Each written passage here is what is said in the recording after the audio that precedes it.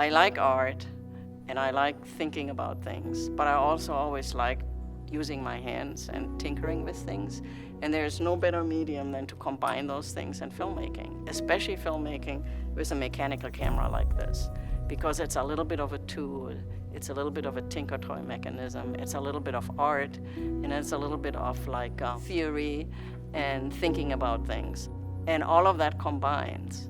So it's not just research, it's not just reading about things and learning about things. It's also doing something, and doing something using your hands and figuring out how it works. And that I always found extremely fascinating.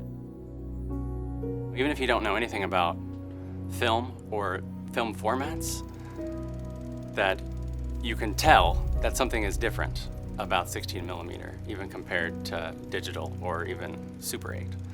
That there is a different look to it, a different feel, a different texture, a movement that can be very enticing and leads you to ask questions. But also the process itself is very, I won't say very different, but there are different approaches compared to the digital process that make it unique and exciting and enticing, I think, for a lot of filmmakers. There are like two elements that make working with film really special, especially 16 millimeter. One of them is that you can actually hold the image in your hand. And this is actually, I've noticed that over the years, how students appreciate that more and more, because almost anything that we do now is digital. So there's no sense of the material itself, but it's really fabulous when you shot something and it comes back from the lab and you hold it up and you can actually see the images. So that's one thing. And then the other thing is, every frame is an individual photograph. So there's actually a change from frame to frame. So if you were to take your digital camera and you train it on a completely empty hallway, nothing would change. It would just record whatever is in the hallway.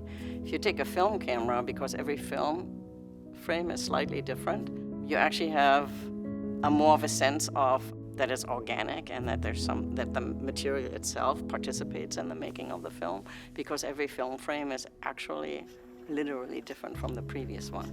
So the little molecules, they're not going to be exactly in the same space. Even though Kodak tries really hard to make it transparent, you have a sense of the thing itself that's also participating in the image. And I think that's really an amazing aspect of it. The 16 millimeter film camera was a revolutionary tool that was developed in 1923 or leading up to that development. It came out in 1923 and it really changed the world.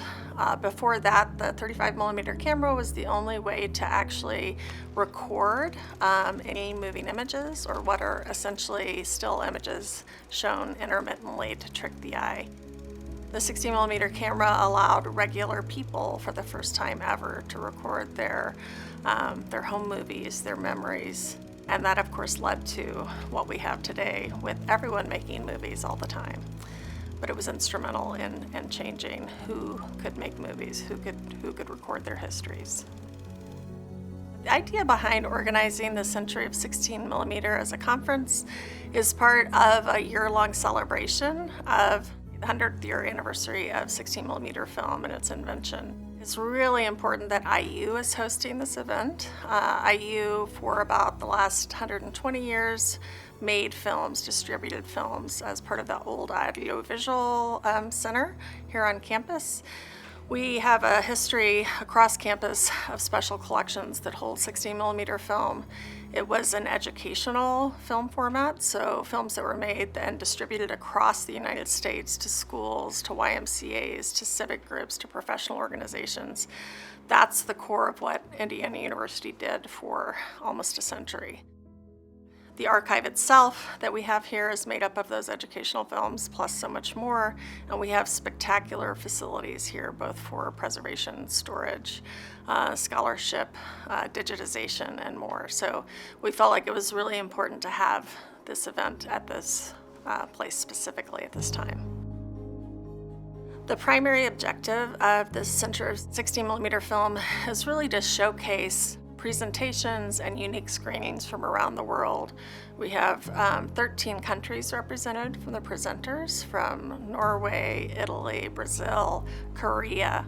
It will be sort of an output of unique screenings, presentations that represent sort of historical, interesting uses of film or artistic uses, really highlighting how film has been used over time by a wide range of people.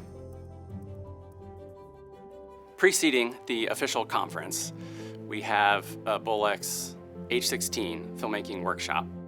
One of the main goals of this workshop is very simply just to introduce sort of established filmmakers and novices alike that 16mm is a medium that they can shoot on, that they can use.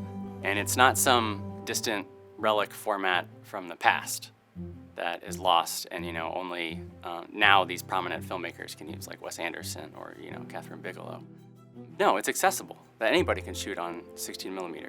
You just need an introduction to it, and that's what we're trying to provide. So in thinking about the contemporary moment and the future of 16mm, I think all we have to do is look to this event and this moment, that 100 years after it was introduced, we're still thinking about it, talking about it, and shooting on 16mm. I think that's a testament to its durability and its endurance sort of in our cultural landscape and to the importance of film and film history. So I'm not too concerned about its future. I think it's going to have a long and fruitful future from here on out.